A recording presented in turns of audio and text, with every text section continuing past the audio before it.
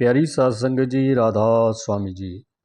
साध संगत जी, आज हम इस वीडियो में आपके लिए एक नई अपडेट लेकर आए हैं, जिसमें हम आपको बताएंगे कि पिछले कुछ दिनों से बाबा जी उत्तराखंड की पहाड़ियों पर यानी मंसूरी में रेस्ट पर थे। यानी बाबा जी मसूरी गए हुए थे और वहाँ पर बाबा जी ने तकरीबन एक हफ्ता रेस्ट की है और मंसूरी की संगत को दर्शन दिए और उनके साथ सवाल जवाब किए थे। सो अब आपको बता दें कि बाबा जी वापस डेरा ब्यास में आ चुके हैं और ये बड़ी खुशी की बात है कि हमारे सतगुरु दीन दयाल बाबा जी वापस डेरा ब्यास में पहुंच चुके हैं। और जब बाबा जी डेरा ब्यास में आते हैं तो मानो सारा चमन खिल उठता है। ऐसा लगता है कि एक नई बहार आ गई हो, फूल खिल गए हों। बहुत ही अच्छा लगता है जब बाबा जी डेरा ब्यास में आते हैं। हमें ऐसा लगता है कि जैसे हमारा पिता हमारे घर में वापस आ गया हो। सो बाबा जी की ये हाज़री हम सब के लिए बहुत ही खुशी देने वाली है और मानो ऐसा लगता है कि इतने दिनों से जो हम एक बिछोड़े में जी रहे थे, क्योंकि बाबा जी काफ़ी दिनों से हमसे एक बिछोड़ा लिए हुए थे। हाँ, हम ये कह सकते हैं कि दुनियावी बिछोड़ा लिए हुए थे, लेकिन वो सतगुरु दीन दयाल, वो मालिक हमेशा हमारे साथ है, जो सूक्ष्म रूप में है, जो हमें दिखाई नहीं देता, लेकिन हमारी मन बुद्धि ये समझती है कि वो मालिक सतगुरु दीन दयाल बाबा जी हमारे साथ नहीं है, लेकिन वो हर समय हमारे अंग संग हैं। हम अपनी मन बुद्धि से उनको महसूस नहीं कर सकते। सो बाबा जी के आने की खुशी जब पता चलता है कि बाबा जी वापस आ गए हैं डेरा ब्यास में, तो खुशी का ठिकाना नहीं होता संगत के लिए।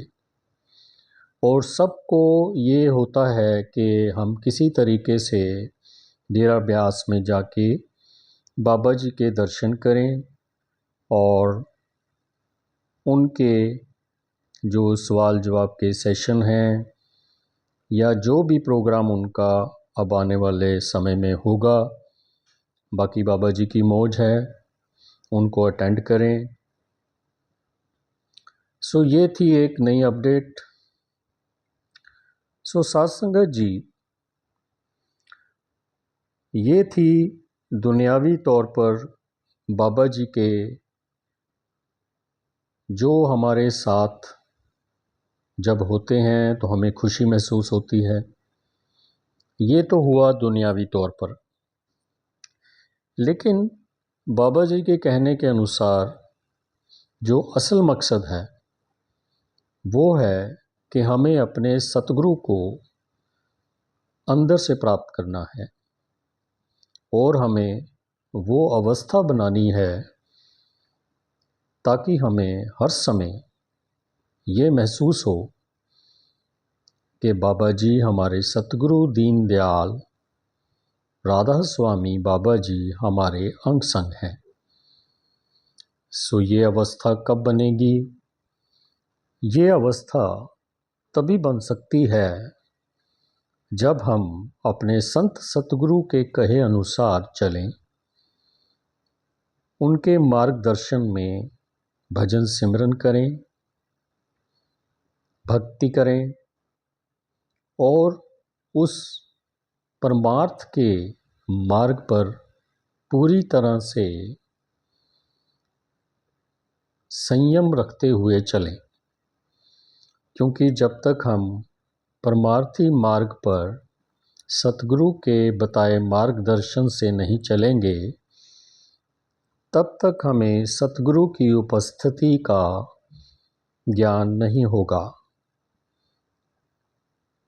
हम हमेशा अपनी मन बुद्धि के हिसाब से चलते हैं, और मन बुद्धि जो मन है वो हमेशा हमें भटकाता है। मन के जो तर्क हैं वो परमार्थी रास्ते से बिल्कुल ही विपरीत हैं।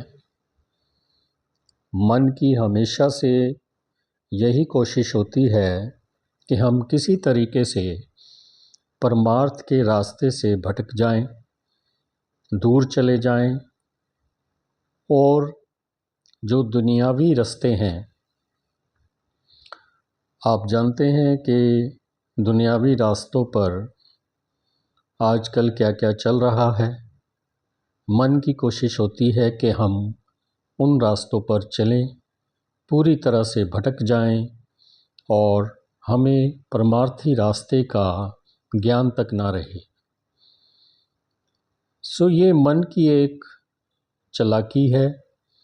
इस मन को जब तक हम काबू में नहीं करेंगे, जो कि भजन सिमरन से ही काबू में होगा, तब तक ये मन हमें सारी ज़िंदगी नाच नचाता रहेगा। हम इसके वश में हैं, हम इसके बस में हैं। ये जैसा कहता है हम वैसा करते हैं। यहाँ तक कि हम भजन सिमरन में भी मन के तर्क को पहले सुनते हैं। मन कहता है अभी मन नहीं है, अभी थोड़ी देर में हम भजन सिमरन पर बैठेंगे, हम सुबह बैठेंगे, हम शाम को बैठेंगे। सो ये सभी मन के तर्क हैं। सो इसका मतलब ये हुआ कि हम मन के बताए हुए तर्कों पर या रास्तों पर चलते हैं। सतगुरु के बताए रास्ते पर हमें चलना मुश्किल लगता है, जबकि होना तो बिल्कुल इसके विपरीत चाहिए कि हमें सतगुरु की जो वचन हैं उन पे अमल करना चाहिए, सतगुरु को पहल देनी चाहिए, उनके वचनों को पहल देनी चाहिए, और हमेशा उनको मुख रखना चाहिए। पर हम रखते किसको मुख हैं? हम रखते हैं मन को। मन को हम हमेशा पहल देते हैं। मन जैसा कहता है उसको करने की कोशिश में लगे रहते हैं।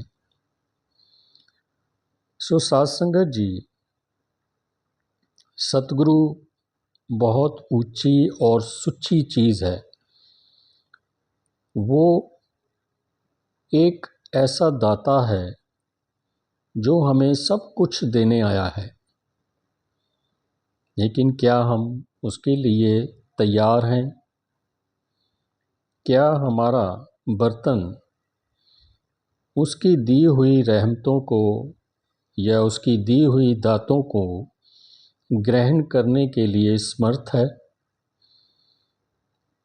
क्या उसकी जो ब्लेसिंग्स हैं या कृपा है उसको हासिल करने के लिए हमारा बर्तन साफ है?